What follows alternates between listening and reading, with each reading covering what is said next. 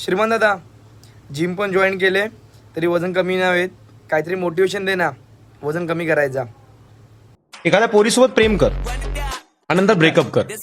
तू depression मध्ये जाशील, वजन ऑटोमॅटिक कमी व्हायला लागेल. तुला जेवणाचा कंटाळा येईल, तुला खायचा कंटाळा येईल, समजलं. आणि त्या पोरीला आधीच समजो तुझ्याशी ब्रेकअप झालं रे झालं ना का ती दुसऱ्याच्या प्रेमात पडली पाहिजे, हा तिला टार्गेट दे. आणि ते बघून तुझा जीव जळेल, मग तू खंगशील बा.